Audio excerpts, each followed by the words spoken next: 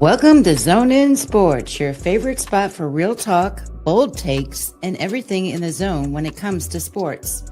From hard-hitting analysis of the Miami Hurricanes football to the hottest stories across the sports world, we're bringing you that energy, passion, and a little bit of swagger, just like the U. So whether you're tailgating in the Coral Gables or arguing in the group chats or just vibing in your way to work, buckle up. You're in the zone with your host, D. Hamp. All righty out there. Boy, I'm happy to be back in the seat. Boy, I had a long week, of course, of travel. Vegas did me good, I guess. I'm here. I didn't lose all my money, so that's a plus. But before we get started, we need to talk about this college football playoff ranking. And I'm trying to understand how they are ranking these teams here that's coming into the playoffs. You start off with, of course, the conversation about Miami being ranked 8 spots behind Notre Dame, Texas being ranked behind them, of course, and some other teams. And the conversation that was had on TV during the game, during the Syracuse Miami game, was that the committee doesn't factor in the loss Miami had the loss Notre Dame had to Miami because they're not in the top 12. Now, to me, that makes zero sense. I don't know about to you guys, but it makes no sense at all.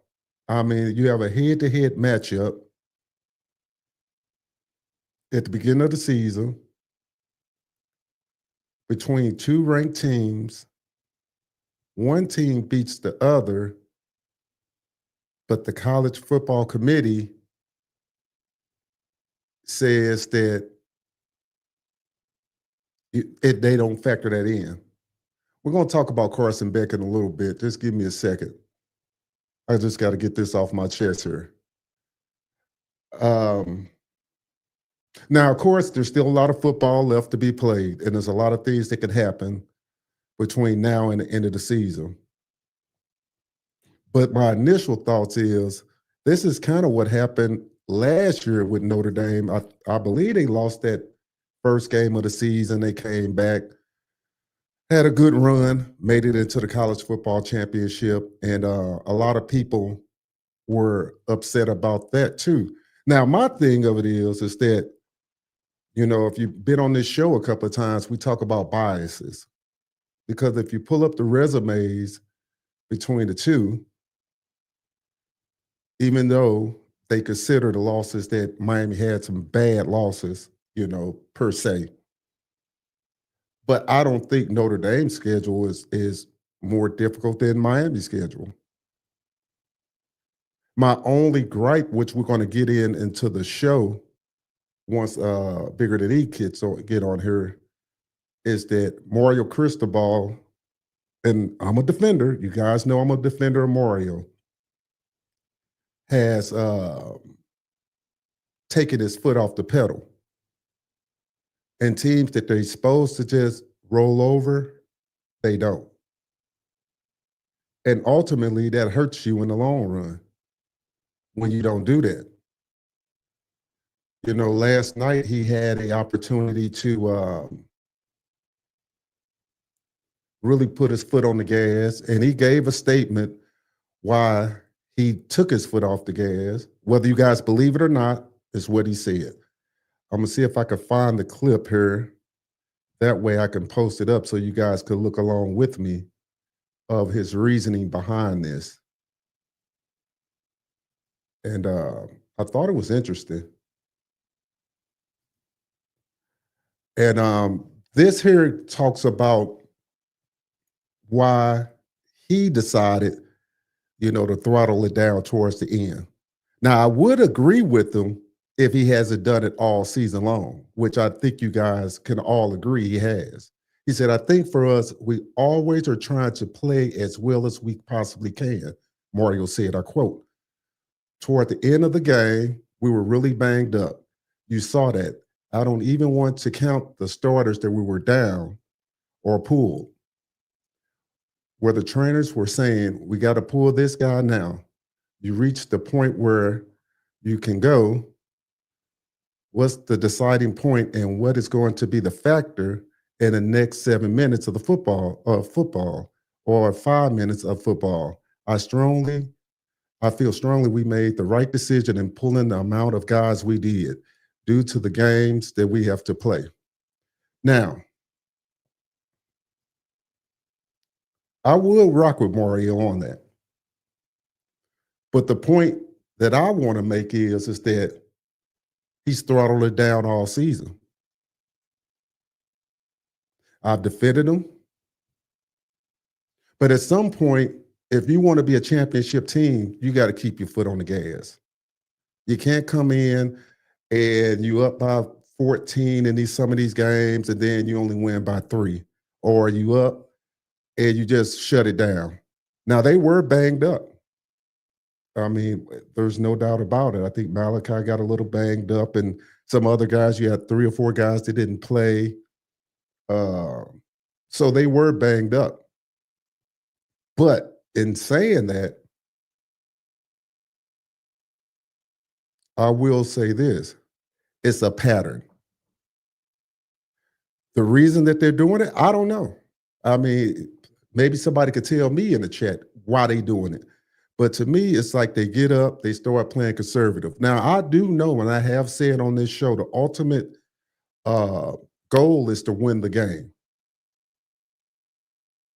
But if you're trying to impress the college football playoff committee, you have to start throttling the teams you should throttle. You can't come out and tell the committee, well, we're banged up, and that's why, we're shutting it down. And we're just trying to escape with the win. They don't want to hear that. All they see is other teams just going out here playing, demolishing their teams. I'm sure they have injury problems with guys just banged up. And they doing what they got to do. So at some point, like I said, I'm a Mario defender. But on this, like I said, the only reason I can't give him a pass, he's just been doing it all season. The games that they have won, you can even go back to the Bethune-Cookman, shut it down. Even you can go back to the Notre Dame game. A lot of people was upset and thought they played conservative in the Notre Dame game. And you just can't have that if you got aspirations of being a championship team. Now, I don't know if you guys agree or disagree with that, but at some point, he's got to decide, are we a championship team or not? In order to be a championship team, you have to come out and you got to do what's expected of you. I do give them credit. They didn't have as many penalties during the game. I have to pull up their penalty stats, and that was one thing I had been harping on all season, that they would just take way too many penalties, way too many penalties. But as far as the committee is concerned, he has to do better. He has to have a better showing. Did they have a bad showing Saturday? No. Did I expect more out of them? Yes, way more. That first half, too slow. Or the first quarter and a half, way too slow. I mean, there's no excuse for that. You know what you're playing for. You know what you're up against. All the pundits telling you have to go out there and you basically got to beat the sleeves off teams. So it's just baffling to me. I don't know. I don't know. I like I say, I don't want to question. I know guys were banged up, but He's the one that came in at the beginning of the season talking about the depth of the team. So if you got depth, these guys should be able to come in and nothing should fall off. But hey, okay, let's hop on into the Syracuse game. Now, Miami goes in and wins the game 38-10. First quarter and a half, atrocious. It's just no other way. It's just no other way to talk to even try to just summarize that. I think they went 3 and out on the first 4 drives or something like that. I was kind of moving around, but I think it's something like that. The only saving grace that I've been saying all season is that defense. The defense has been playing pretty much rock solid.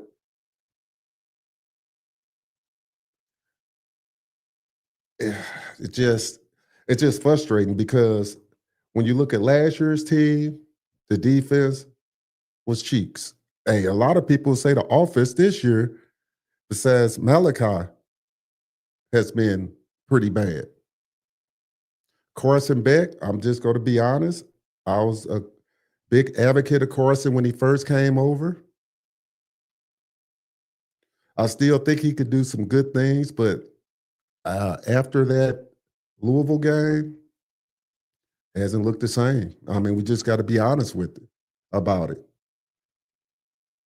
He hasn't looked comfortable in the pocket. A lot of people said he's looked scared in the pocket. A lot of people want to pull a lot of stuff on the offensive line, but even when he hasn't gotten pressure, he's made some pretty poor decisions. And that's not what we're expecting out of somebody that's a fifth year? He has to play better for them to get to where they want to go. A lot of people were on Shannon Dawson, and they were happy that they opened it up somewhat in the second half. But you know me, guys. If you got to run trickery to beat teams, you're not a good football team. And that's just how I feel. If you got to run trick plays and do all this stuff to beat teams, and you can't line up and do what you're supposed to do and be dominant, then you're not as good as you think you are.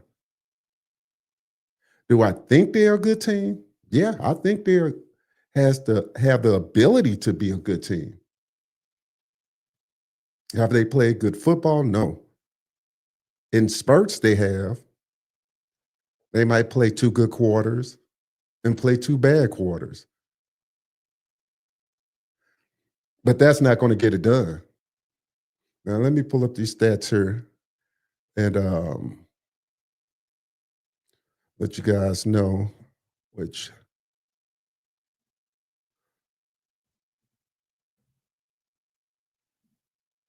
Let's see here.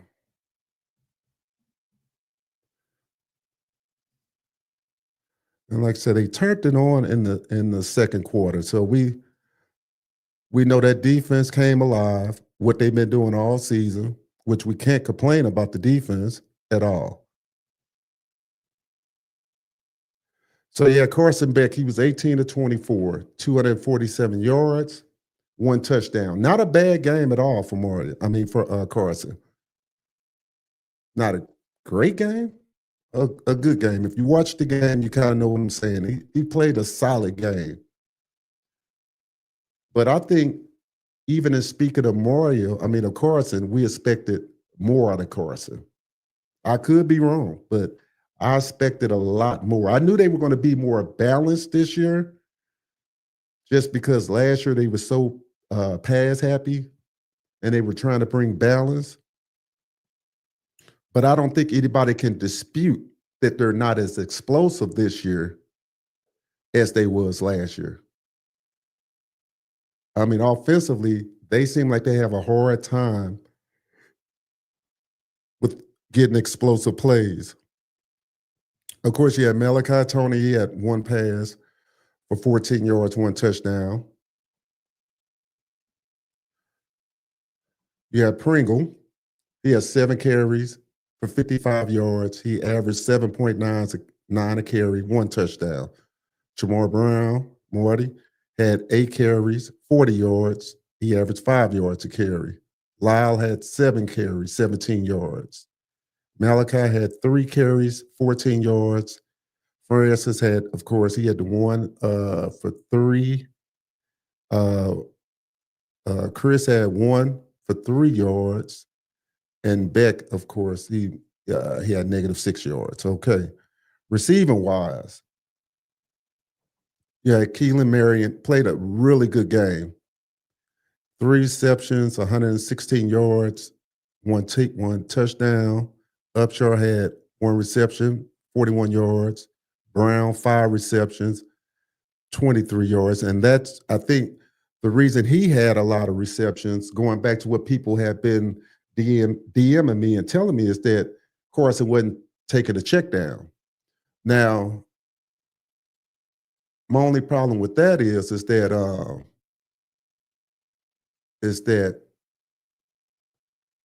if you're going to have checking the ball down, you need to check it down to somebody that's a little bit more explosive. I like Jamar Brown. I like him running between the tackles, but you need to probably get Lyle or somebody else in space where they could do a little bit more damage. So that's all on that. Let me read this before I hop on to the rest of the stats. It says, bro, they do it every year. Last year, they acted like Florida never lost to Miami. Why have the early season games if if they don't matter by the year's end? I agree. You know, let me think about this before I say it. I'm not going to say I totally disagree with the college football playoff reasoning. I just don't totally agree with it. Because if you watched enough football and you played enough football, you know it's not how you start, it's how you finish. And Miami has been trending down the last couple of weeks. They haven't looked good, if we just go to step back and be honest. But in saying that, it's what you're saying. Why have the early season games? Why play ranked teams and then you act like it doesn't mean anything? You know, and maybe it just don't mean anything to certain teams. You know, I don't know. What's good with you there? I mean, that's my take. I mean, like I said, we talked about biases within college football. And some people don't believe it, but it is true. There is biases. There is blue bloods. It's a reason why they talk about certain teams all year, even though they haven't been playing good. Like Texas and those guys. Texas have played better. But they really lobbying to get them in. Maybe because they in the SEC, whole nother debate. Don't they want to go there right now? I might get into it later. But there's some biases going in there. But even in saying that, Miami should have handled this business. There's no way you go out here and you play SMU 2 weeks ago and you look the way you look. That's not a mark of a championship team. Now, granted, I'm going to be totally transparent. A lot of guys that follow me know I was traveling. I didn't get to see the whole game. So I watched the condensed versions of the game. And I heard it was some pretty bad calls in the game. I'm talking about the SMU game. And we've talked about all season long. We talked about this before the even season started about the ACC refs.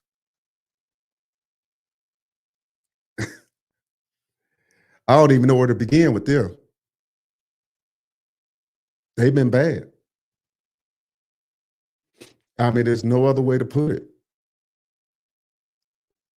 But even in saying that, if you a top 10 team, you got to go out there and handle your business.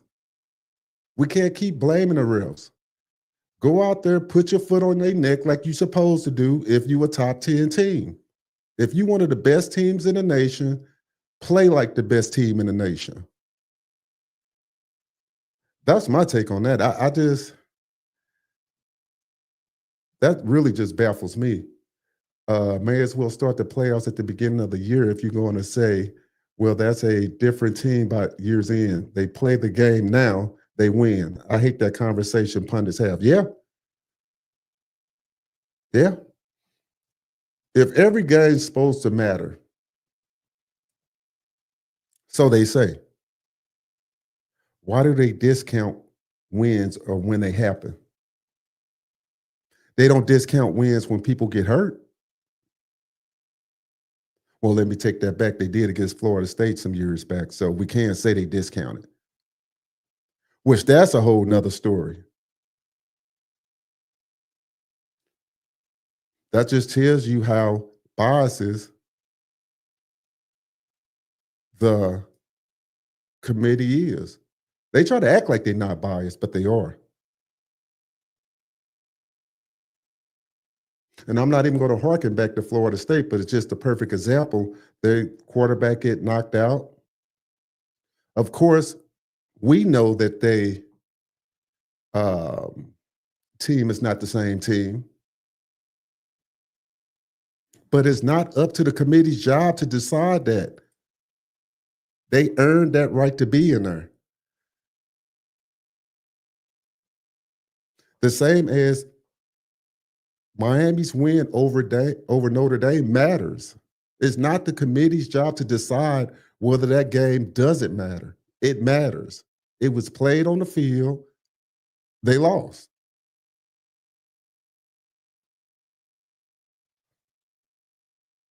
I mean,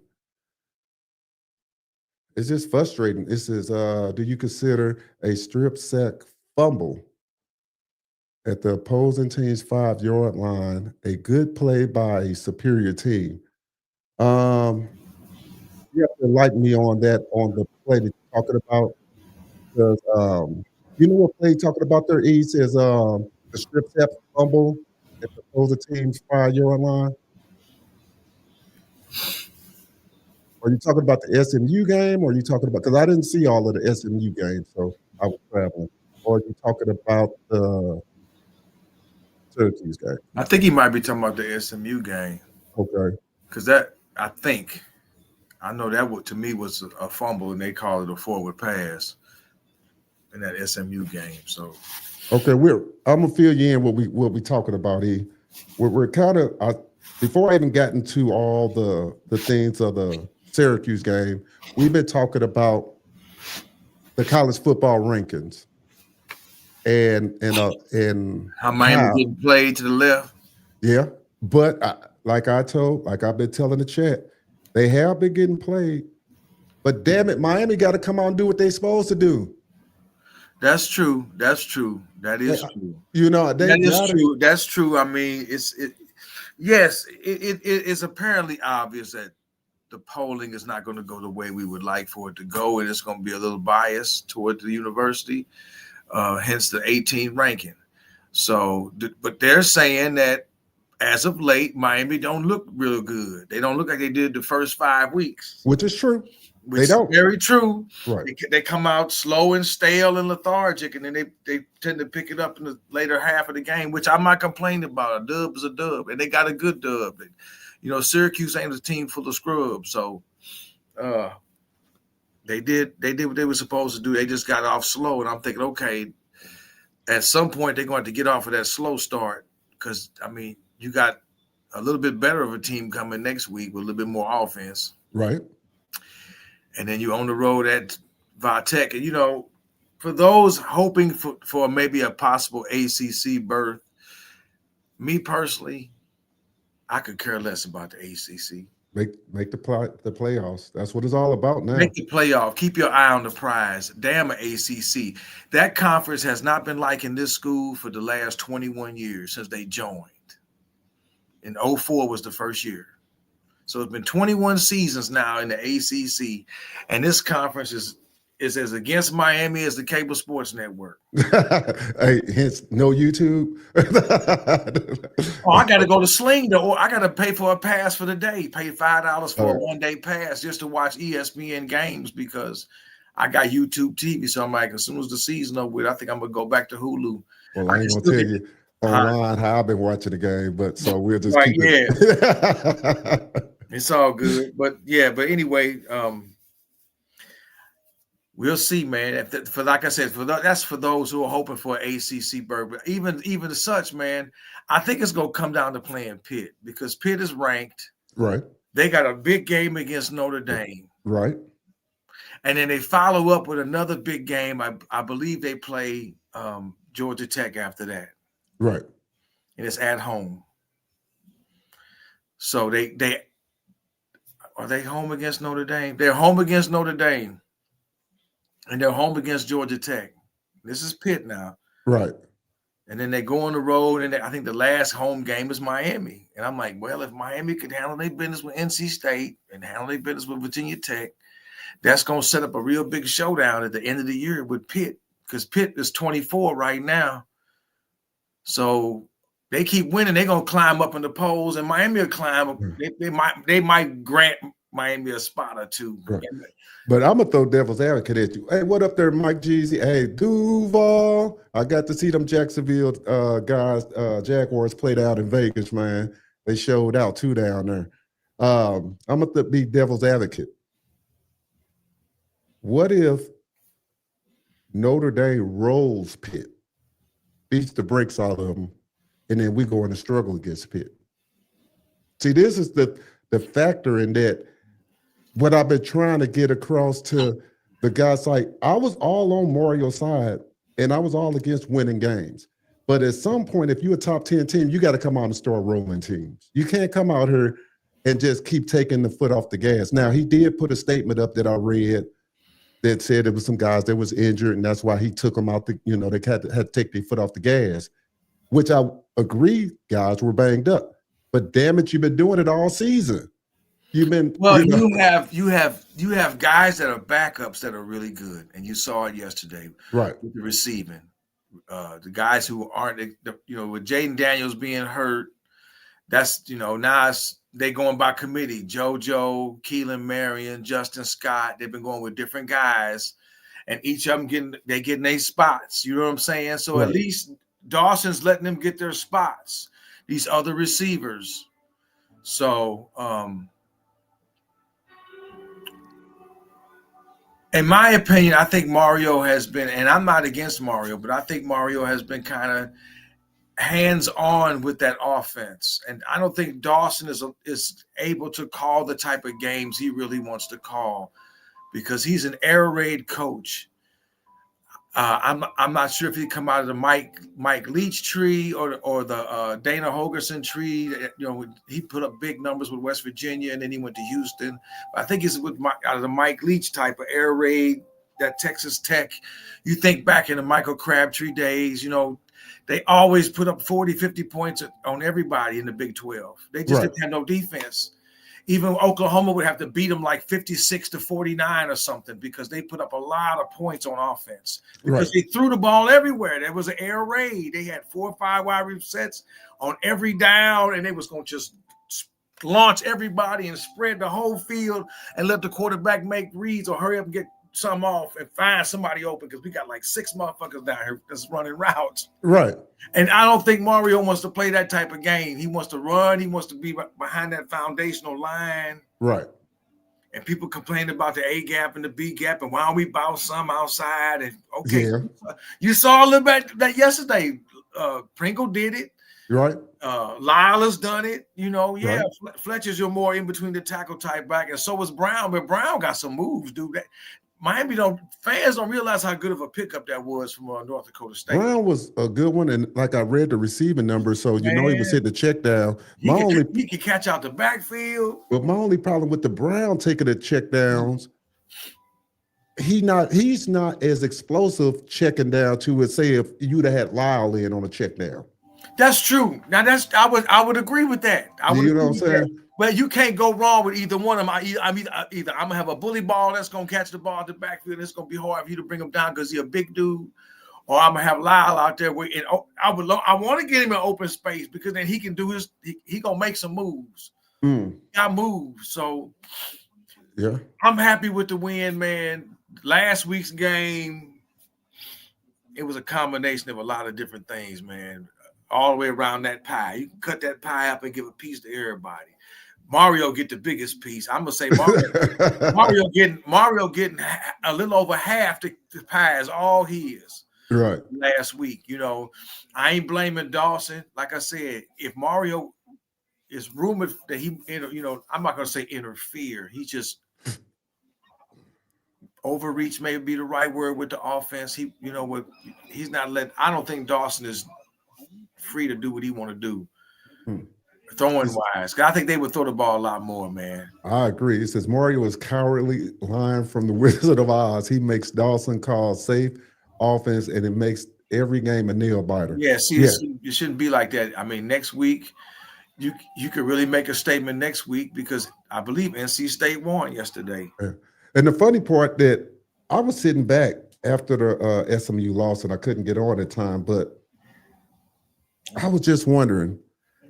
Is he trying to be a 1980s football team, or he trying to be in the modern era? No, he's just I mean, really. When you look at the style that they're playing, they playing more of a throwback style, pound, pound, pound, throw.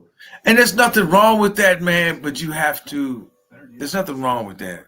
No, there's nothing wrong with that. But when teams are starting to pick up on that, you have to make sure your air game is on point when they want to put 7 and 8 guys in the box and sometimes 9 guys in the box.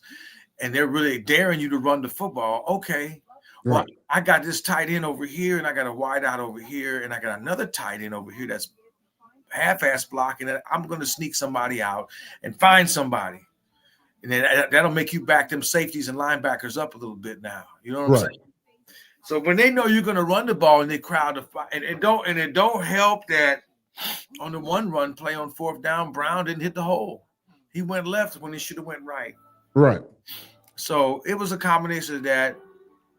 The officiating is a whole nother issue. I mean, it was the plays in the game, the calls, and the majority of calls against Miami were pretty deplorable, to say the least. Yeah.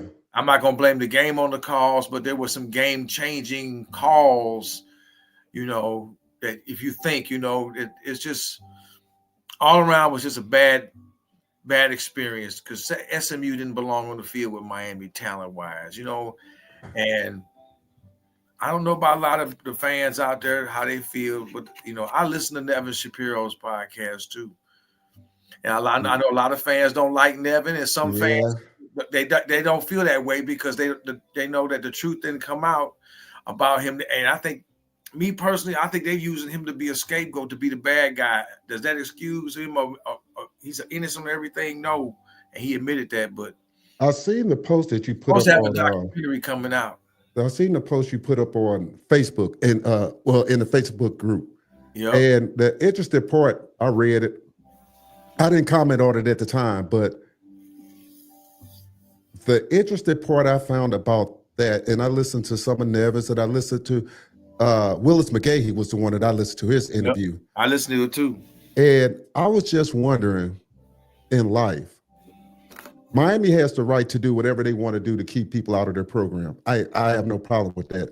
But to tell a man he can't be friends or can't talk to somebody, you out of bounds for that. I mean, I don't care what people think. He a man, he allowed to have friends. That's like, hell, I had a brother that was incarcerated, and I can't talk to him because he did something bad in life. You know what I'm saying? It's like, come on, man. Same here, and that's on the real. You know what I'm saying? Let's be serious about this, man. We all know that, hey, look, not everybody is stand up, especially if you come out the hood. You know what I'm saying? You come out the hood, hey, you friends with, I hate to say it, and it might not be politically correct. You might know some killers. You might know some cats that slang. You might, you know what I'm saying? And y'all might not be the best of friends, but y'all know each other. Y'all cordial. Y'all speak or whatever. You know what I'm saying? So,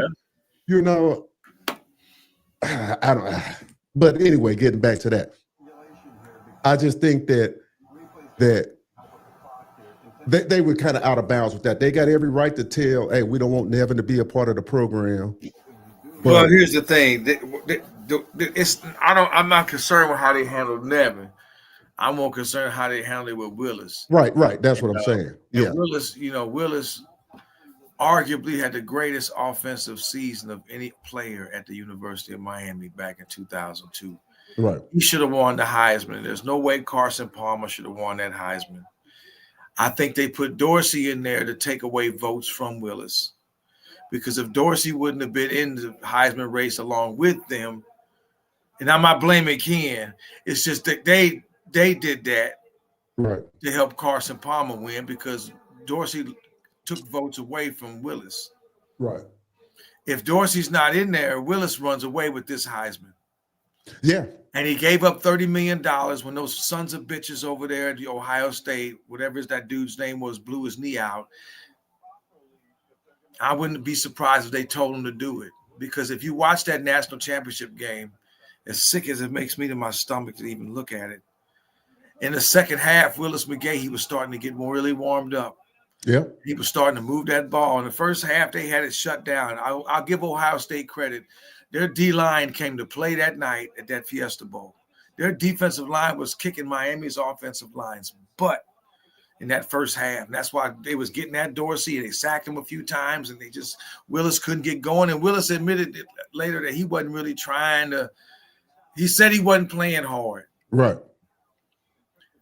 It's just one of those things. It says, you telling me these – But anyway, for somebody like you to tell him with the type of season he had and what he did for the school, he gave up his leg for this school, gave up $30 million plus, being drafted higher because of that blowing that knee out in that game. Yeah. So, I mean, he's from Miami. From the hood, Miami. Right. He is Miami. And you're going to tell this man he can't come on the field and get a gate pass. We know that Nevin and Mario got a personal thing going. Right. But that's y'all thing. That's y'all thing. Ain't got nothing to do with shit. It's a lot of players and ex-coaches that still talk to Nevin, man. So yeah. I just tell everybody wait for all this information to come out. Right. They told us 15 years ago that Nevin was the bad guy because they had the phone clip about him saying death penalty to Miami because I would say this. Remember when I told you about the school and it was powers that be when Golden was the coach and when he first took the job in 2011 that they wanted Miami to be academic. They didn't care about the football program. They weren't going to try to invest in it. Actually, they was actually doing things to hurt it. Right. So when all that come out, I think people were going to change their perspective. Well, look, I will always say this, whether you agree with a person or not, whether he does bad things or not, everything he say or him or anybody else, it might not be a total lie. You can't discount somebody because they do bad things like they're not telling the truth. Listen and before you prejudge, because that one thing he's saying can be true. It says, you telling me these South Florida cats can't score till the second quarter late. No way. That's coaching. They got to straighten themselves out. Yeah. That is true. I put that on coaching. That last game on Mario on coaching. All the pre-snap penalties is ridiculous. On the line, that's discipline right there on that line. That's supposed to be your bread and butter, Mario. That's where you should be getting your butt clapped right now because of how your line is playing. Right. Your center was getting blown off the ball a lot. Yeah, I've been seeing that.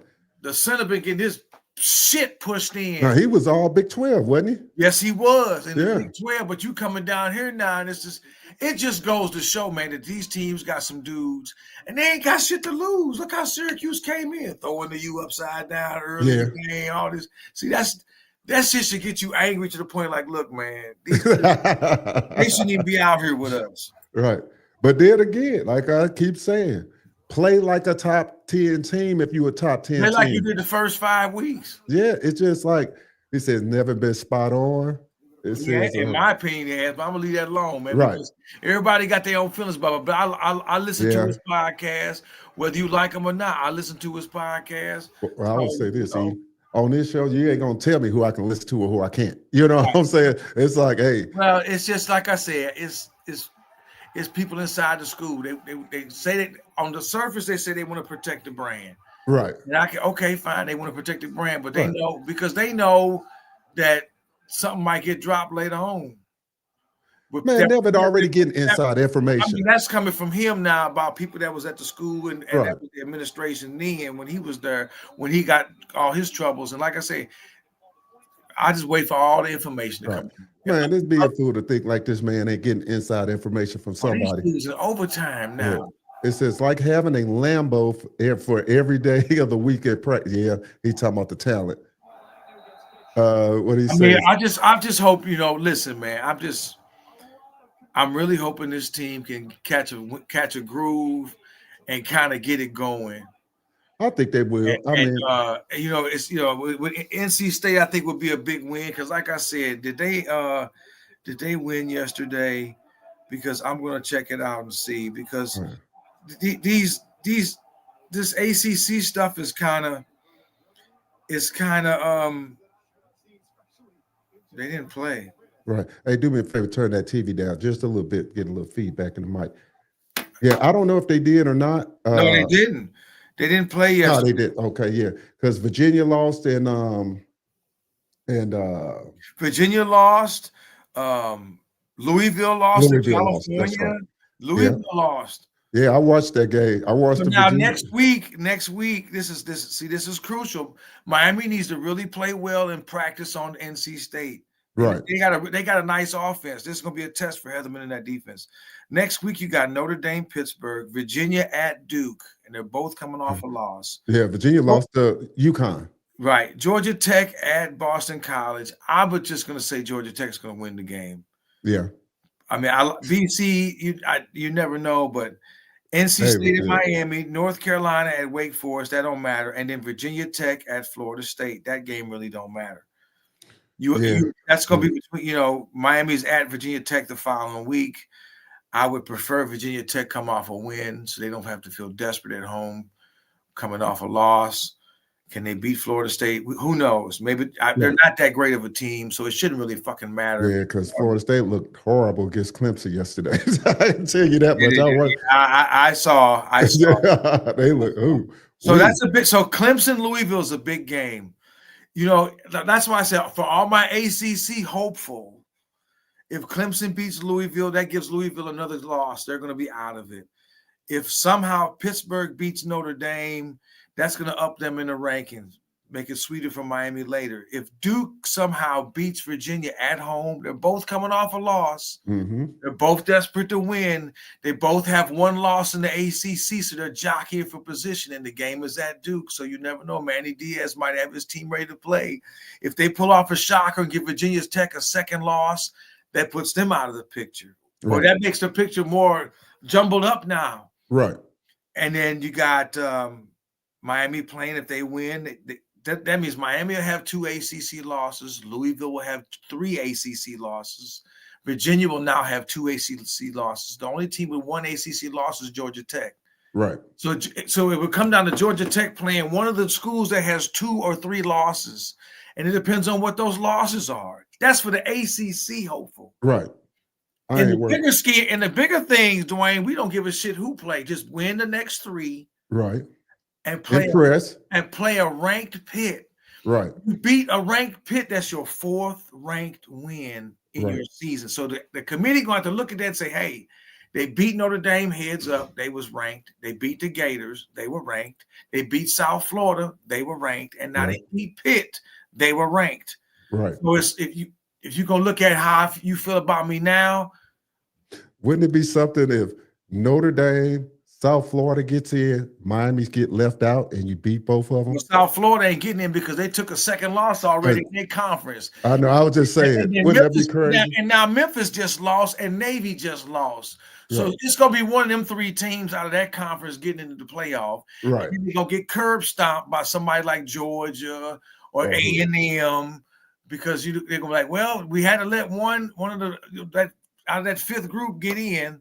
It's either gonna be Navy, South Florida, or Memphis. Right. It says so. The game against Syracuse yesterday. You guys think Mario step back and let Shannon Dawson go because we saw a lot of plays that were creative, at least. I think in the second half they eased up. They wanted to play Mario's game in the first half, and they saw you didn't get shit.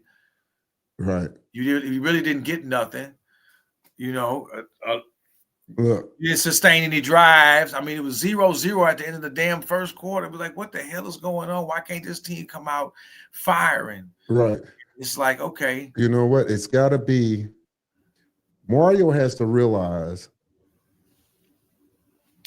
I think Mario. Let me preface this with Mario, and the reason why I'm thinking he more hands-on. I think last year they were so far out of whack.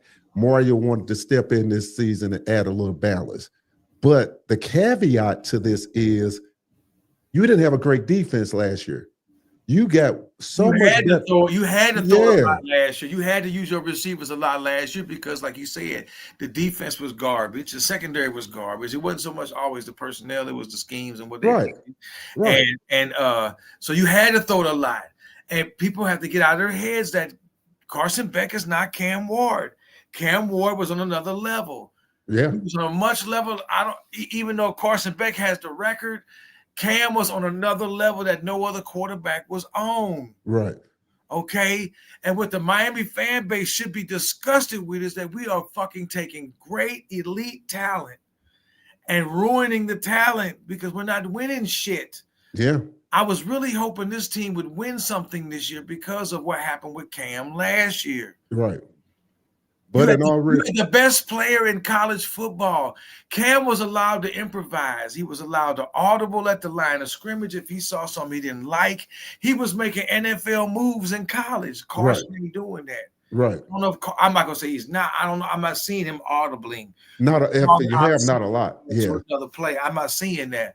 But that just shows you where Cam was as far as trust with Dawson. Right.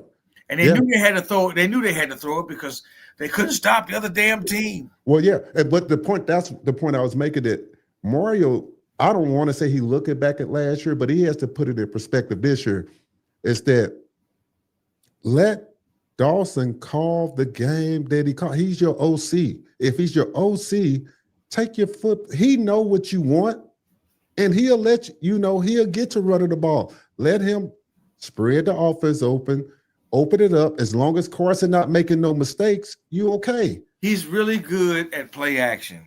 Carson is really good at play action. So this is going to have Dawson's calling more play action plays. Now it's going to come down to these receivers running these routes and getting them off. Yeah. That's the thing now. Now it's going to come down to the discipline in route running and catching the ball by these receivers, running the right routes.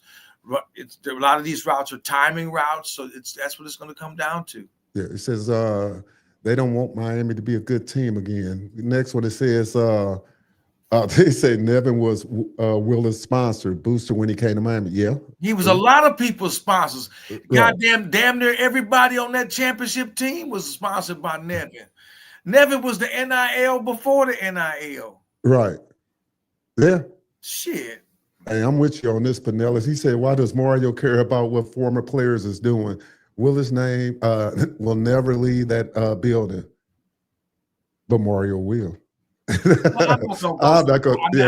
I'm not gonna go so far as to say that because Mario's name is right, and he a staple down there, and they love him down in South. He won 2 national championships. Yeah. He was starting offensive tackle, and they love him down in South Florida. You know, they love him down there. You got to understand, it's a lot of, like I said, I think it's still a lot of politics in play.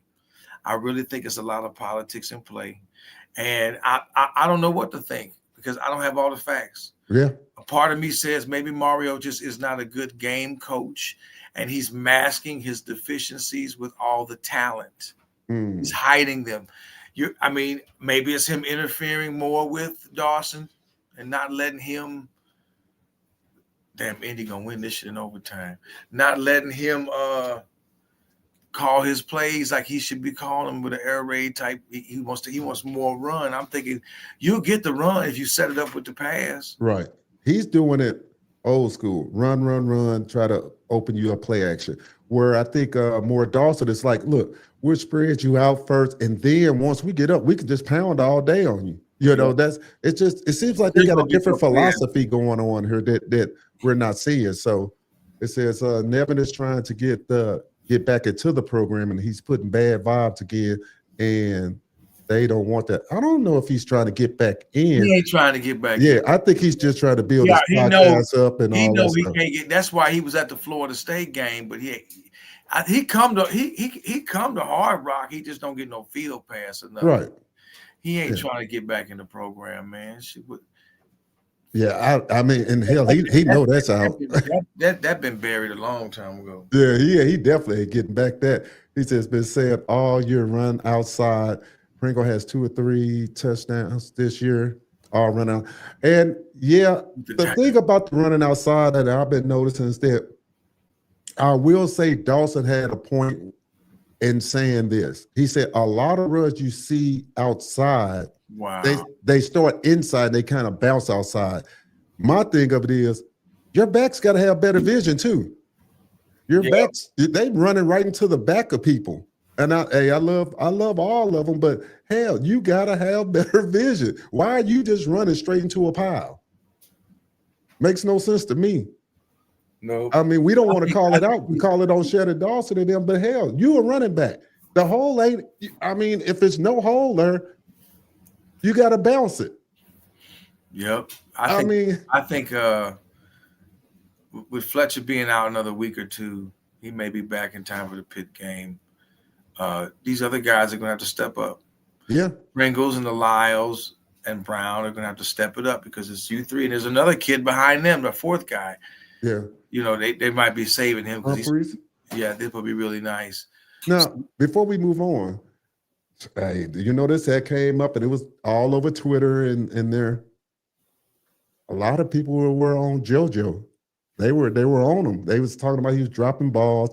I mean, he had a couple of catches and stuff. And I'm never hard on any kid. I just think he hadn't been on the field enough to, to get up to gain speed.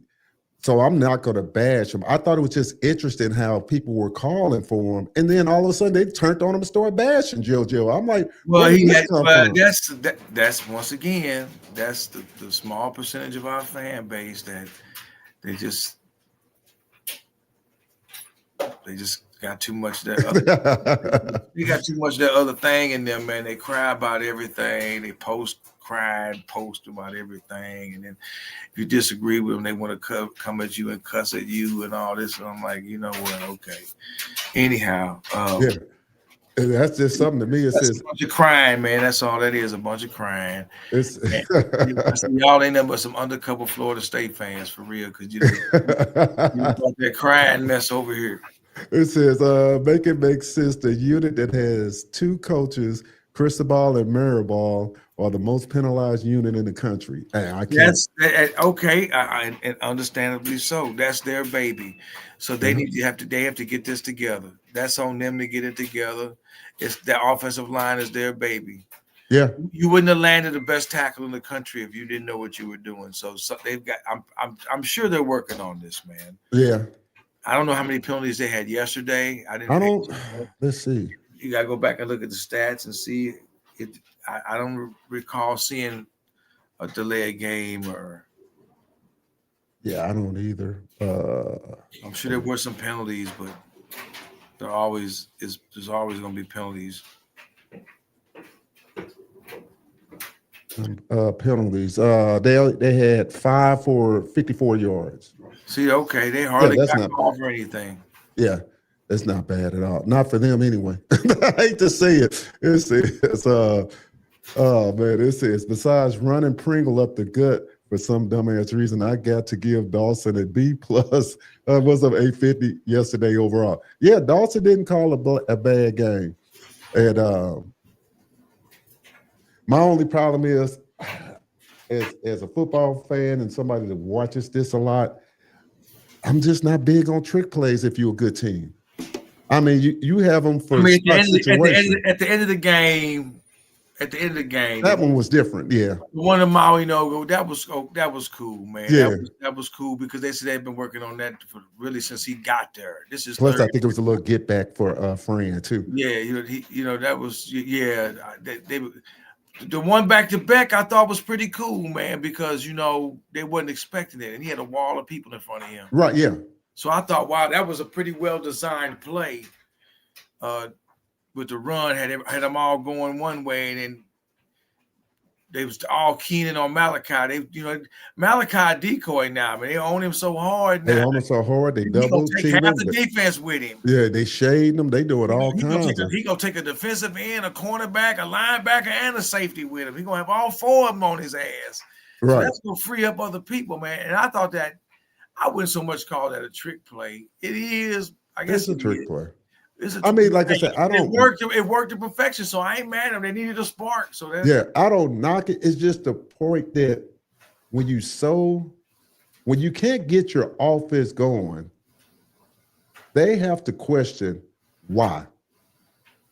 What is going on at the beginning of the game? That's a mental thing. That's coming down from that all come from Cristobal. And somebody put in this chat right before you got on, and I agree. Carson don't look the same. Carson, even his facial expression, even his body language, don't look the same. I don't know if because Dwayne, we don't know what's going on behind the scenes. That's what I'm saying. There could be some inner rift going on between Dawson and Mario as far as how to run this offense. And it's frustrating Beck because Beck wants to throw the ball. Yeah, it's something. Like I said, I don't know. You could just look at him on the sideline and just tell. His body language ain't, you know what I'm saying? Yeah. And matter of fact, he got happy after he scored. His body language was real nice on that, as it should be, man. Right. Now, what was going on with Ray Ray? Somebody sent me a picture and say Ray Ray was sitting at the end of the bench. I don't know. Somebody put in the chat. Do you know what's going on with that? I don't know. I didn't really see it. I don't know what's going on. I don't know, man. I don't know what's going on behind the scenes.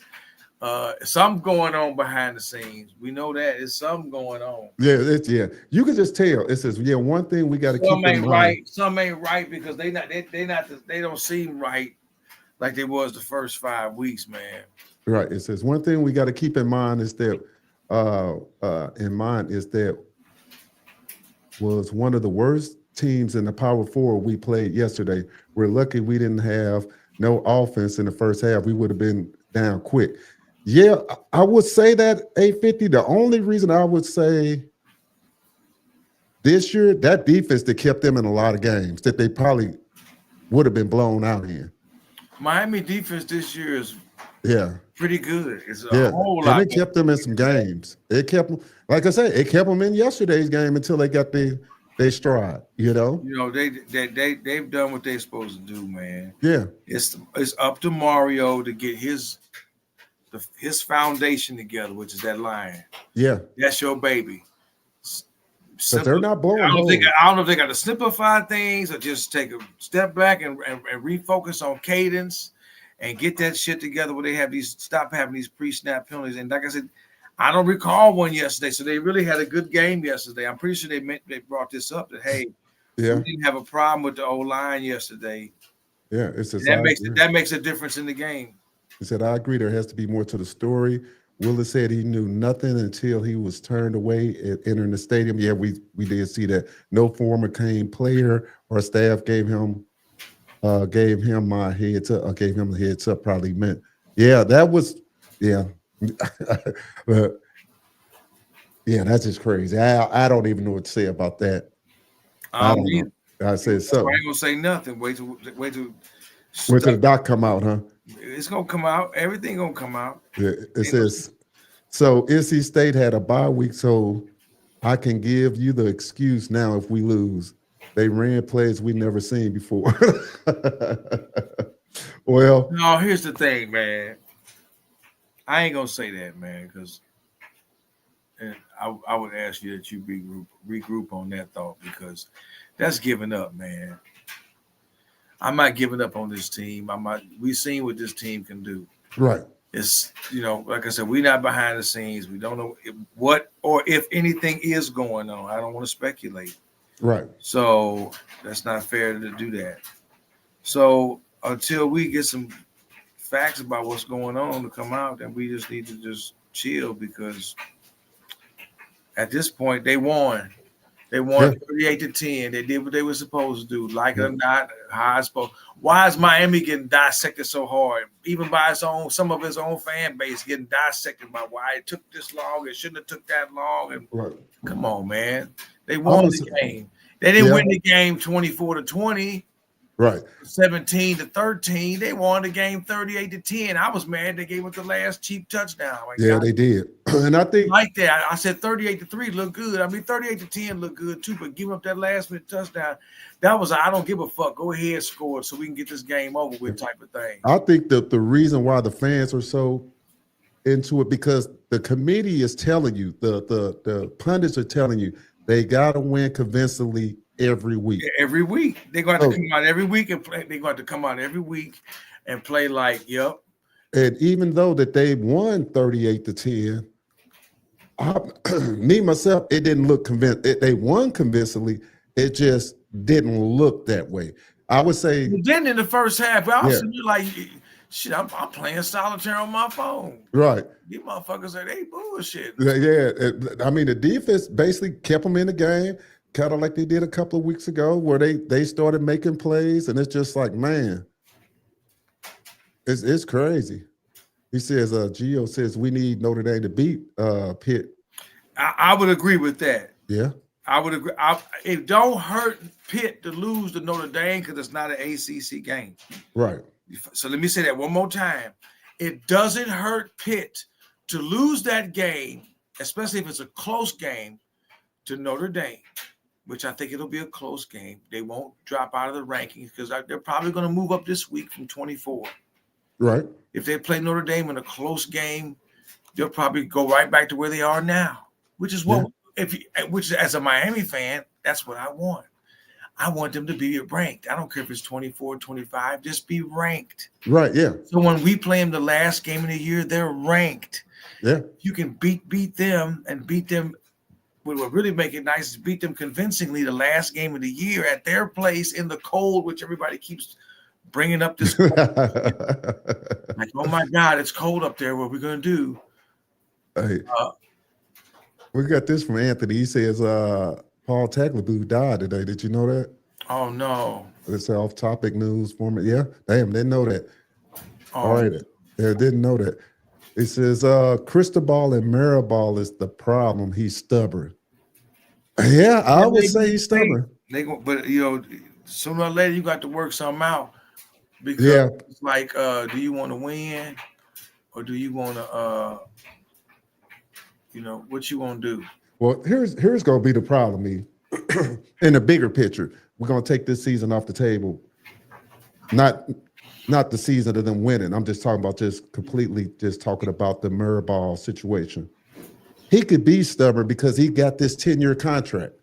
So unless the only way he's going to change if the administration wants him to change, Shannon Dawson and him go bump heads because and then Cristobal going to win out. Is it right or wrong? My thing of it is you bring the OC in to run the offense, let him run the offense.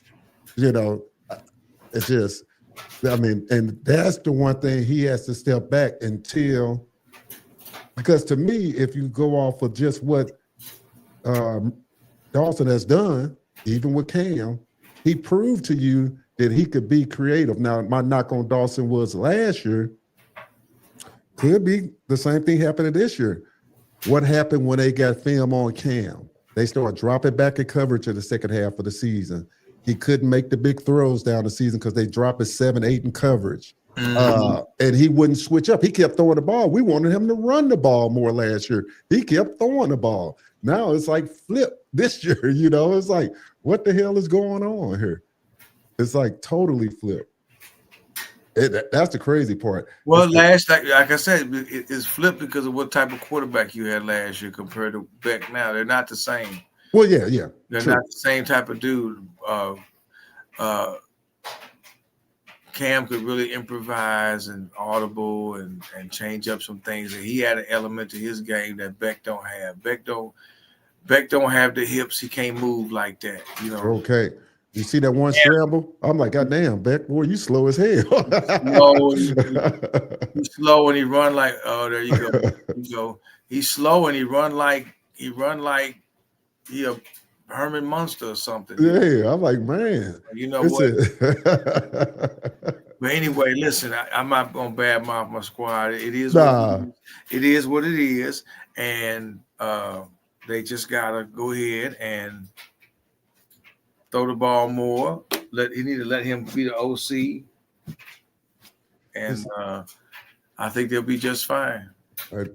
Next one statement was my point about the SMU game was I wasn't blaming the refs. I was saying it's a combination of you play a bad game, you play a good team, and you got to beat the refs. Oh yeah, that's hard for any team to win. Yeah, true. I agree with that. Yeah, you know it's so hard to win anyway. And when you get a bad call called against you in crucial situations, you know, it's tough to overcome, you know. Yeah, I mean, that was the two that stood out to me was the definite pass interference in the fourth quarter, late in the game. That was they took the pass interference down, but called Miami for something else. And I thought that was some bullshit. You know, that was definitely pass interference by the cornerback on the Miami receiver. And then the other one was in overtime. The same play where Beck threw the pick. JoJo got tackled in the end zone. Right. The defensive back literally tackled him, and that should have been right there, pass interference or defensive holding, either one. It would have gave Miami a 1st and goal on the foot line. Right. That should have been blown dead right there, pass interference. You know, you tackle the guy in the end zone, they totally over. I mean, it still was a bad pass by Beck, but, you know, he had a great game the whole game. Right. People want to shit on Carson. Carson had a really good game that entire game. He just think if JoJo don't drop his pass and if old boy catches his touchdown in the end zone, Beck could have had a 2 or 3 touchdown day with 300 some yards passing. Yeah. So that would have shut all the boo birds up right there. Yeah. True. The play where JoJo bobbled the ball changed the whole game. Yeah. Miami had the momentum. I said, man, if he doesn't bobble that ball, they're going to start picking their secondary apart. And with him bobbling that and they got a pick, it totally flipped the game. Yeah, that's crazy. It says they only beat Notre Dame by 3. Notre Dame freshman quarterback put up numbers against Miami. That wasn't that's why I wasn't sold on Miami being good. Carr first game against Miami, Carr put up. Well, I'm just going to push back on that statement because coming into that game, what the pundits said and what people were saying, could we stop Jeremiah Love? Because Jeremiah Love was the heart and soul of the team. Carr never was the heart and soul of the team. You know, so I mean, he put up good numbers in the second half of the game because of the way the game was going, and they had to start throwing the ball more and everything. And he started running a little bit with his legs. Miami hadn't seen Carr, so they couldn't really have any defense for him. They knew they had to sell out on stopping Jeremiah Love, which they did. So they accomplished what they were supposed to do against Notre Dame, was to shut him down and put it in the quarterback's hands. Yeah. So if you take away one thing, you're going to give up another. So I thought they were a good team after that win, because if Notre Dame would have won, everybody would have thought Notre Dame was a good team. People could say what they want. People could say what they want about Miami and how they barely beat Notre Dame. It was the first game of the year. It was in the rain. I think that guy's wrong. They didn't put up good numbers against Miami. The quarterback had some really good draw plays. They had one decent drive where the running back was getting some chunk runs in that game, but they didn't just go out there and offensively dominate. No, he got that one touchdown on the broke down. He scrambled out. Right, that was a breakdown, you know, in the end zone. The other one was the linebacker let the tight end get behind him. And he had the quarterback draw, I think. Big plays. I'm not taking that away from Notre Dame, but it's not like they methodically just picked Miami's secondary apart. That's not how it went. Those draw plays were, I mean, hey, it was the first game of the year. You're going to pull out all the stops. Yeah. Both teams. You're at home. You're visiting. You know, it's a big-time rivalry game. It's a historic type game. It's okay. Yeah. They didn't just go out there and pick Miami's secondary apart. No, I don't think so. And he got, even if you say that Carr was a first year, you got to think, that was the first year that all the defensive players played together for Heatherman, too. So they all had to get to know each other, get on the same page, and all that. So there's a lot of factors. Yeah, there's a lot of factors that go into that. Now we're deep into the season, and we'll see how things go. You know, right? Yeah, I mean, things should be a lot more fluent now because we're deeper into the season. You know, the guys know each other. They know each other's tendencies now. We're going into game number 9. Yeah, So it should be. we know each other now. You know, we know each other's ins and outs and tendencies and all this type of stuff. So now it's just time to handle business and just throw the ball when you need to throw the ball when they don't expect it, and they'll be okay, man. Yeah, They'll be okay. Yeah. Like I say, the NC State game, it just seems like they've been making some of these guys a little bit more tougher than what they need to. I mean, you know, it just, facts. The backs do have to have better vision. Yeah. It says JoJo dropped it easy first down. That's why you can't keep dropping easy throws. I agree. Yeah, I agree with that. I'm not going to badmouth the boy because he dropped the pass. Right. I mean, shit just happens. It says the offense is 3-yard runs, 5-yard pass, 2-yard unless they're behind the sticks. There may be 10-yard out routes. Playmaker, yak yards are the difference. Yeah. I can't explain it. You know what I'm saying? Like I said, because I'm trying to understand the philosophy. And like Eric said earlier, I'm starting to see like there might be some kind of difference in between something going on between the head coach and the OC, because not even being said, you can look at your QB face and it's looking like, hey, I want to call this, or I'm seeing this and this, and like I said, if you ain't getting 50 yards by the half or 40 yards by the half, you know there's a problem. You want to run the ball 20, 30 times a game, but what's good running it 20, 30 times a game if you're not efficient doing it? It makes no sense, to me. Right. But we say JoJo is only played 3 games for real-time action. Give him a couple of more other targets. Hey, look, I would agree with you, but see, the thing about with me was the only thing I didn't agree with was he dropped the pass in the SMU game and they quit going to him after that. I don't like that. Yeah, because it's like riding a motorcycle. It's like riding a motorcycle. If you're gonna lay the bike down, you got to get right back on the bike. Right. You can't give yourself time to think about, is this dangerous? Should I be riding a motorcycle? Every guy I know that rides a motorcycle put one down at one point of time or another, but they got right back up and rode again. Right. And just because the kid bobbled the ball and gave up an interception, okay, shit happens. It was a horrible play. It ain't like he tried to do it. Right. I know he felt like shit for it happening. That don't mean you stop going to him. You mess with the kid's confidence. Hey, man, shake it off. I'm coming back to you. Right. I need you focused. I need you laser sharp. I'm coming right back to you, man. I need you to catch this next one.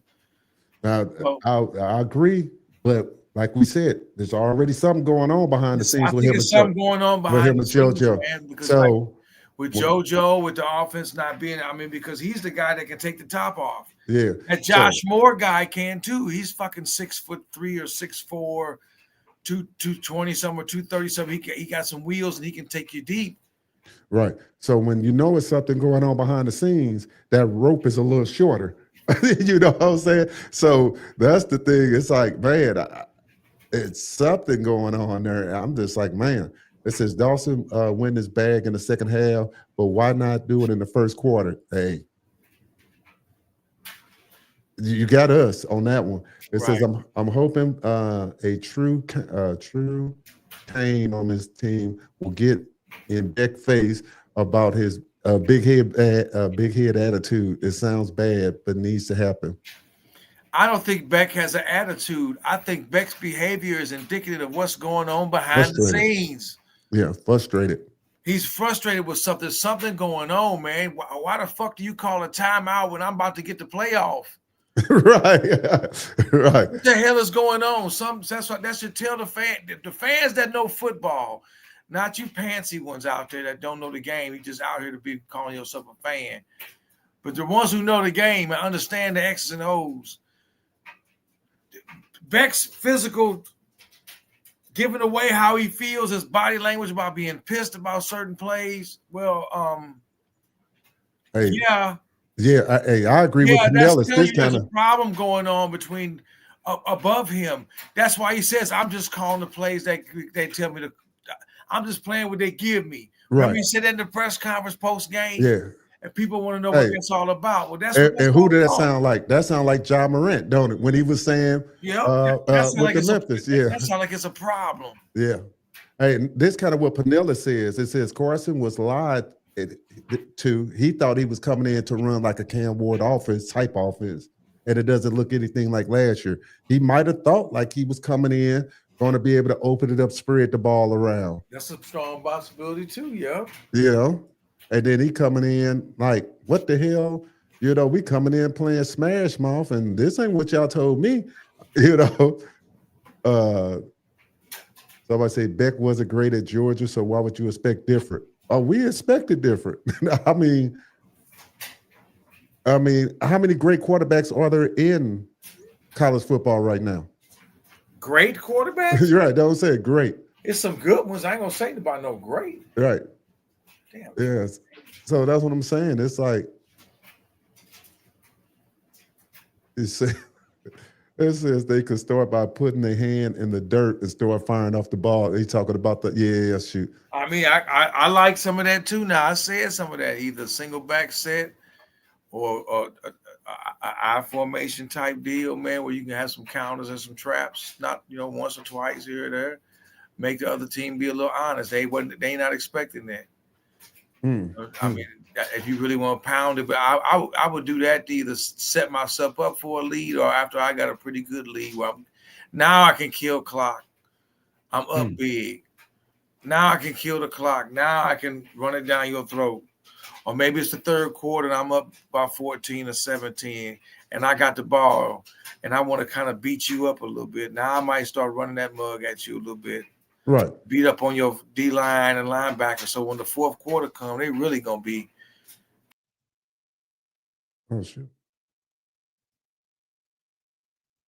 Yeah, man. We'll see, man. Like I said, I don't think it's Miami fans. Some of our fans need to stop looking for fires that aren't there.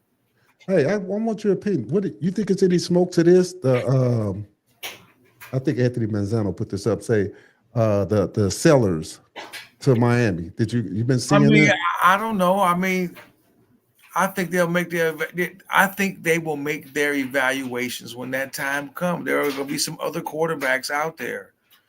So I mean, they want people to take their focus off what's going on now for Miami and focus on what could be going on next year. I'm like, okay, we'll deal with sellers or whoever wants to be in the transfer portal quarterback wise that Miami might target. But right now, we got to deal with North Carolina State. Yeah. Okay, that's what we got to deal with next. And the defense going to have to be ready because they got a really good running back. Yeah, got some athletes. They got some athletes over there at NC State. They did knock off somebody last week. If I'm not mistaken, it was who they beat last week. There's somebody good, decent. I want to say it wasn't Georgia Tech, was it? I think it was Georgia Tech. It? Might have been.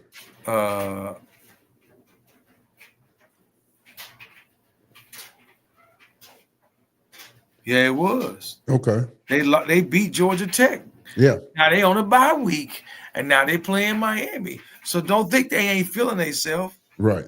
They smelling themselves right now. Oh, we can go down here to South Florida and throw the U upside down on them too. Right. So it all depends on how Mario gonna have his boys ready and prepared to play this game because and healthy.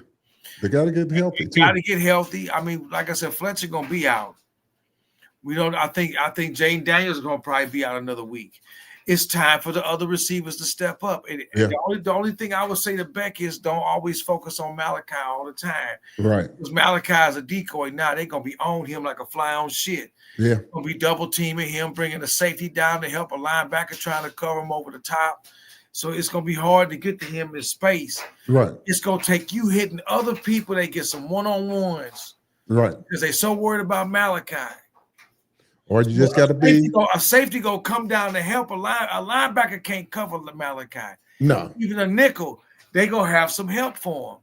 Yeah, that's gonna mean either JoJo open, that Josh Moore open, Keelan Marion open. Somebody gonna be open, having one-on-ones with somebody, and Beck got to be the one to find them. Or change your offense up. Stop running, start throwing on passing downs. That's where you get your mismatches too. If you're so predictable, it's easy to cover Malachi when we know it's 3rd and 6 or 3rd and 8, and start using them on first down. And early it's just frustrating sometimes to even see some of the stuff they're doing. This is interesting here. He said the committee is looking at if Miami and Notre Dame was to play next week, who would win. So, who is the better team now versus the first of the season? But that don't mean shit. But okay, yeah, right. Some would argue Notre Dame is playing better right now. And offensively, they are at some points. Yeah. Miami looked good yesterday. They didn't look good against SMU. So that's what they're gonna hang this on. What people gotta understand is this committee has already contradicted themselves. They already have in regards to Miami and other schools. They've already contradicted themselves. So I don't like the committee. I've said that before. They should eliminate championship games, and they should eliminate the committee and go to more of a point system for the playoffs. That way, your head-to-head does count, but it's going to go off points as to who gets in and who doesn't per conference. That will make it the fairest thing, but they're not going to be fair. That's why you got this stupid committee. And they actually, like I said, they contradicted themselves in regards to this. Right. So right. They it ain't about if they played now. They're not going to play now. They already played. Right. Why would you bring into a scenario? Well, if they played now, or if they played 2 out of 3 times. So unless you're hypothetically trying to play this out in your own fucking mind, they're not going to play each other. Right. Unless it's in the playoff. Right. That could happen. I doubt. You know what I'm saying? Who knows? Yeah. But one is 10 and one is 18, and that should just tell everybody that this is some BS. Yeah. Miami shouldn't be 18, but hey, maybe that's a good thing. Maybe that's going to make them get their heads out of their asses as a coaching staff, as a whole staff, as a team. Okay, what do we want? Do we want another Pop-Tart bowl?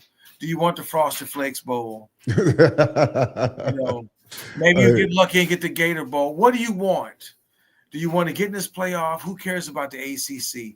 If the other teams beat each other up and Georgia Tech plays a 2-loss SMU or something, so be it. Who gives a shit? Screw the ACC. It's a basketball conference. he said Devin has stated Mario is calling offensive plays. I don't know. I mean, I don't know on that one. Nevin might have a little bit more insight, so it could be. I don't know. We know it's something going on. This team will be okay. I think this team is they're going to be okay. Next week is another test for them, and I'm thinking if they are going to get in the playoffs, if they do by any slim chance get in the playoff, we'll have to go back to these games and say, hey, these games are the games that got them ready. Yeah, they were real tests, whether they played down or the other guys played up for you. Or it was, just 2 really good teams going at it. If you could get these games and win them convincingly, then Yeah, they said it's like these teams. This has gotten you ready because they already said a potential first-round game for Miami in the playoff would be Oregon. Oregon, they played Iowa yesterday. It was bad weather in that game. Yeah, I'm surprised Iowa lost that game. I really am. They said it's like Alabama never lost to sorry-ass Free Shoes U school by double digits. That's true. That's true. They're going to downplay that now and say, well, look how good Alabama's playing now. Right. Yeah, that may be the case. So you're going to downplay that game and say, well, that was just the first game. Right. But when Miami has the first game with Notre Dame, it's like, that don't count now when it comes to their ranking. You see what I'm saying? Yeah. It counts for Bama, as in they're not going to use it against Alabama.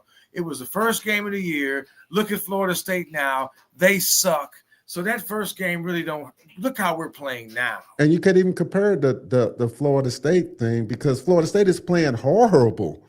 I mean, if anybody watched that Clemson game, I'm going to be honest with you. I thought they would go in there and give Clemson – as bad as Clemson, I honestly thought they could beat Clemson. I don't know why, Don't ask me why. Clemson playing for a lot of pride. They still have and it was senior day there, I think, great and everything. coaching staff. Yeah. They've got athletes. Yeah. These was the dudes projected to win the ACC, and then some people had them going to the national championship. Yeah, this is that same team. So I think Clemson can, for the ACC hopeful, Clemson can help you out too because they still play Louisville at Louisville next week. So if Clemson was to knock off Louisville, that would give Louisville a third loss in conference. That take them out of the ACC championship game. They won't even be playoff bowl bound. So they'll be playing for a Pop-Tarts bowl. Yeah. So, I mean, so if you're ACC hopeful, these teams beating up on each other, the Georgia Tech's playing, you know, and the SMUs, they playing each other, and Virginia's in there still got to play. And, you know, all Miami got to do is win out. Like they said, people need to calm down. If they just win out, they can get in the playoff. Now, the question is, how confident are you of what you've seen through them all year?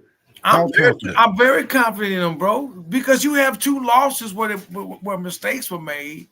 Don't mean I'm going to throw in the towel. Right. No, I'm just asking, how confident are you? I'm very confident they can win these last 4 games.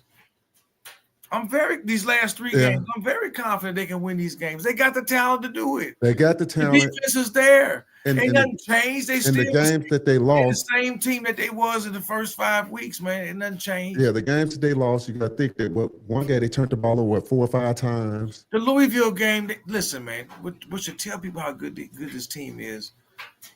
They still could have beat Louisville as bad as they played with 4 interceptions. Yeah. And poor play on defense in the first half. Poor scheme playing. The wrong scheme. Most frustrating part. Okay, they still had a chance to win the game. But like I said, there are some issues that need to be ironed out, I believe, in-house. And I'm thinking this is with Mario and Dawson with the offense. Yeah. I don't know if it's something that's the O-line blocking is not the right blocking for pass plays. We don't know. It could be a number of things that are not jiving on offense, which is causing a problem. And this is what causes Beck to say in the post game, I'm going what they call. Whatever they send in is what I'm calling. Right. Hey. He don't improvise, he don't change up. So, like I said. And when you see that, then you know it's a problem. And they're still winning. So if they can iron out their shit, if somebody would just concede or whatever's going on, they can get it ironed out. And these receivers step up. Because just because Jaden Daniels is hurt doesn't mean the rest of the team can't step up to play. Yeah, I agree. So these receivers need to step up and catch the ball. That way, he's not always looking for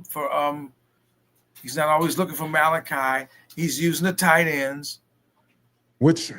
And that O-line's got the O-line. They played well yesterday. They didn't have hardly, if any, penalties. I'd have to see which ones were called on them. They only had 5 for the game. You know, as long as old boy in the middle don't get his shit pushed in when he's, you know, as at center, you know, then hey, I think this team can really make some noise, man. I really think they can go deep into this playoff thing and do something. Right. You got the talent. I just think the Boo Birds in our fan base, they just gonna do what they do, man. Yeah, like I said, throw in the towel, and they want to start Luke Nickel and all this. That let me know you don't know nothing about football. Why the fuck I'm gonna sit somebody down that I paid all this money to? Oh, I did read that. Somebody said Emory. Like the season is over. The season is not over. What the hell y'all sound like some hoes because you lose a game, the season is over. Yeah. It's supposed to be hard to go undefeated. Yeah. You didn't get a cupcake schedule like Ohio State did. Let it be a testament that the ACC is a better conference than the Big Ten.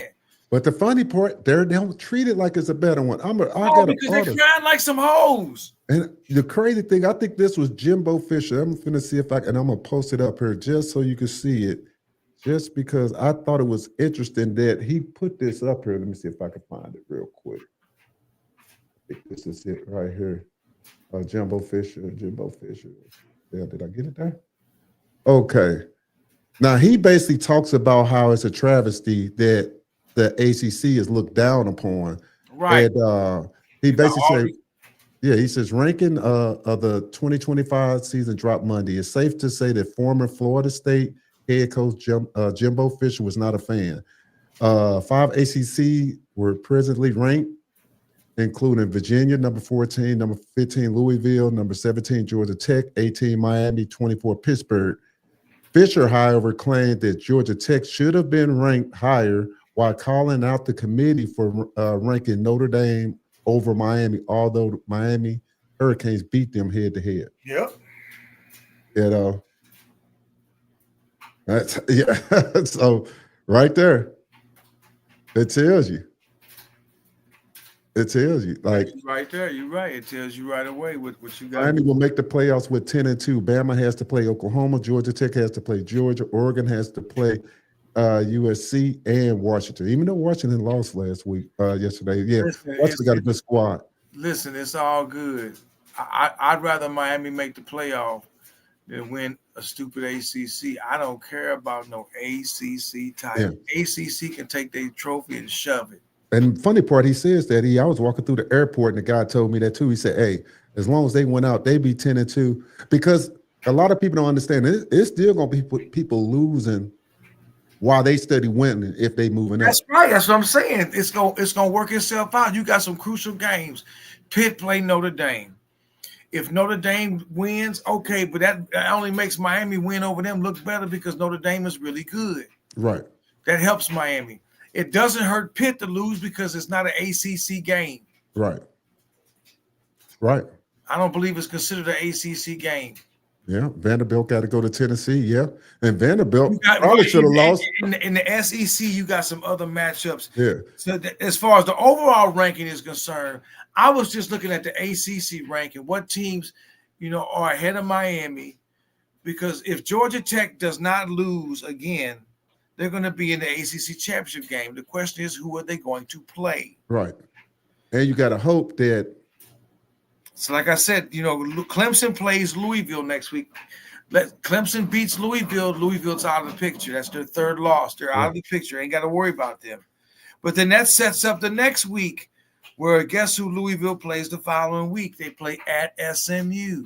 So it's going to be a big game because let's say Louisville does win and they go to SMU. And it's going to come down to one of them having a real good shot of playing in the ACC championship game. Right. I think Jeff Brom's going to call another big game for Louisville. It's going to come. One of them's got to lose. SMU's already has one loss, and Louisville has 2 ACC losses. Right. They want to lose a third. So their backs are against the wall. But it helps Miami if they lose one. Because, see, Pittsburgh plays at Georgia Tech. Right. And the following week is when Miami visits Pittsburgh. Yeah. So what happens if Georgia Tech gets upset by Pittsburgh? That would give G-Tech a second loss. And that would set up Pittsburgh would super climb in the rankings, and they could set it up really nice for Miami. Don't be surprised if it goes this route. Don't be surprised. Look, I'm with Martin on this. The ACC is a long shot. Because I'm looking at like when we going through all the losses, kind of how Martin talked about the Vanderbilt. If they lose, because to me, them getting in, because what's going to happen if Georgia Tech, if Georgia Tech makes it, it only has one loss, or they'll have 2 if they lose to Georgia. And, no, that's not no. I'm just talking about overall rankings. Overall, that won't count in the conference. Yeah, but I'm talking about to make the playoffs. They can't lose in in the ACC championship. If they win the ACC championship, whoever they play, let's say Georgia Tech wins it, they're in. They in, and that's my point. So we need Miami to just keep moving up the rankings and get in as the second team. All Miami has to do to guarantee a playoff spot is win out and beat a ranked Pittsburgh. Yeah. Okay, what they're ranked, they could be ranked a lot higher than what they are now. All they have to do is beat Pittsburgh at their place and it be ranked. And that's all that they need to do. 10-2 with 4 ranked victories. Here's the most recent one. Especially if they're looking good and dominant doing it, then there you go. They can't deny Miami a playoff spot at that point. Right. Now, what they do, now that's not to say Notre Dame won't get in.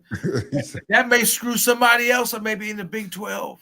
Yeah, it might. Yeah. Because Well, how many teams it's in the funny Big you just say how that. many, how many teams in the Big 12 look at BYU that this is their first loss? Very They're sad. going to say, well, what about us? We only lost once. And then you got Houston, you got Texas Tech. Yeah. Those three right there in the Big 12, because I don't think Iowa State's that good this year, or they're not up there. Yeah, they're not up there. They won the TCU's not up there, and Baylor's not up I there. think Iowa State just beat TCU, didn't they, this weekend, I didn't think they? so. So there are Yeah. your three teams right there. BYU with one loss, Texas Tech with one loss, and then you got Houston. Yeah. Yeah. So, but somebody's going to get screwed. I don't think it's going to be Miami because they'll have they've got the most ranked wins of any team. Well, maybe not by now with the way the SEC is playing each other. Right. But I want to say Miami still has the most, if they're tied for the most ranked wins with 3 on their schedule that they've already won. They've won. So if they get to a pit and they're ranked, because NC State won't be ranked, I don't think they'll be ranked next week. I'd be shocked if they're ranked. I really doubt it. Right. Because they're 5-4. They're not going to get ranked. No. Okay. Miami's best bet is for Pitt to be ranked. Yeah. And they'll be ranked a lot higher if they can either beat Notre Dame or beat Georgia Tech. Right. That's a tall order. Super tall. They got Notre Dame next week, and then they got the following week they got at Georgia Tech. Yeah. Pick which one you want them to win. Me personally, I would rather see them beat Georgia Tech because that would help Miami's case. Right. Yeah, since Miami don't play, we say as far as BYU being above Miami, they're like the elephant up a tree. No one knows how they got up there. Right. BYU should not be ahead of Miami. Nah.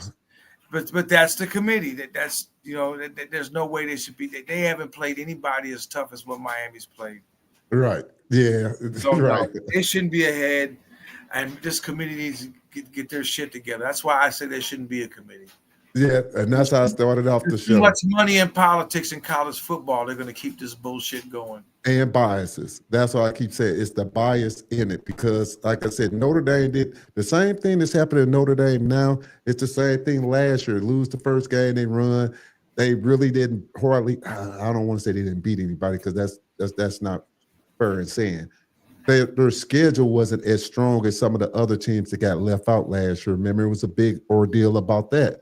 And even before a couple of weeks ago, the pundits were saying that the problem with Notre Dame making it is that they don't play any ranked teams. This is the problem that I have with the commission. You don't play a ranked team just because you go out and beat a ranked team by 40 points. It makes you worthy of being in the playoffs and they're still not ranked. You know what I'm saying? It's like I thought we was getting away from the style points. That was the whole purpose of the committee, so you ain't got teams trying to go out there and put 60 just to do 60 and still they're not a good team. They're just beating up on the lesser opponent, so that's the frustration with the committee. So, like I said, I think to quell all of that, to beat a ranked Pittsburgh with all but, and especially if they could do it with some authority. Yeah. Really clamp it down on defense. If you want to run the football, then, run that. That's the night to run it in the cold. True. But that's up to the O-line now, man. Because, like I said, man, only my real fans know what time it is, man.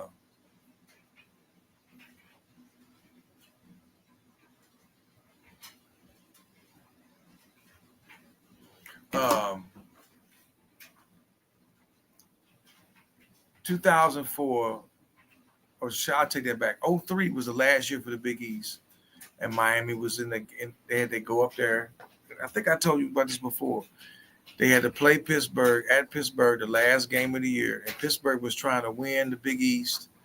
And Larry Fitzgerald was in his sophomore year. He was trying to jockey himself for a Heisman. Mm-hmm. And Miami came into that game, and they had high expectations. That was the year when Sean Taylor went off at Florida State. They was 5-0. but they lost their home game against Tennessee, and then they lost another game to somebody else. And then Brock Berlin was real shaky from then on out. He was in and out, up and down all season. It's games on YouTube you can watch from that year. They barely beat NC State at home. They had the talent, but Brock was up and down. Well, anyway, they had this last game in Pittsburgh, and it was a fellow by the name of Tyrone Moss, real nice running back. May he rest in peace. They played him sparingly through the season because he was a freshman. He showed shades of being nice with it. Anyway, in the game at Pitt, it was 29 degrees, and they went up there and beat Pitt, running the rock down their throat and playing defense. They shut down Larry Fitzgerald. He didn't have big numbers. They shut down Pittsburgh passing attack, and they went up there, and Tyrone Moss got off running that ball because their O-line was eating on them all game in the cold. So everybody quit talking about the damn cold. You can go up there with the mindset. They went up there and listen. As inconsistent as Brock Berlin was, even in that game, he missed a wide open touchdown. He was like, the game on YouTube, I mean, like, how the fuck he missed this dude? With these cats, because they had all the talent, just like now. They had a team loaded on both sides. Struggled, won the game, up there, shut Larry Fitzgerald down. Tyrone Moss had over 100-some yards rushing. They ran the ball. They knew they was going to run the ball. Didn't matter. The O-line was just in there. They pushed Pitt shit back. And that's how this team going to have to play. Yeah. If you want to get considered for the playoff, you have to go up there and push their wigs in the cold and make it look good. I'm not saying, and that don't mean you got to score a shit ton of points. You could win the game 24-13, but if it was crucial plays in the game where on defense you just put your foot down and hammered it out, or it might have been a time where you had to score and you did that. Right. It could be 24-10 or 27-13 or something. It don't have to be a blowout. No. The crucial points in the game, did you show what you about at certain points where you needed this first down? Right. Or if you really need 6 versus 3, we got to have it. That's the type of thing that will get you in this playoff. Oh, by the way, Pitt was ranked. Yeah. Oh, by the way, Notre Dame's still been winning. So as long as they keep winning, it make Miami look good because Miami beat them. They can't not. The head-to-head always plays a point. Always plays a point. They can't negate it. Yeah, I don't know how they talked about it. You might want to help Alabama by trying to say, well, let's forget about Florida State in the first game where they got their ass whooped by Florida State in the first game. But you want to tell Miami, well, you play Notre Dame the first game. That's not now. No. Right. They play head up. Right. As long as Miami look good the rest of the way, it ain't gonna matter because Miami looking good, Notre Dame looking good. Well, guess what? Miami beat Notre Dame. They beat Notre Dame. How many ranked teams did Notre Dame beat? I think USC is the only one. Right. And they was ranked.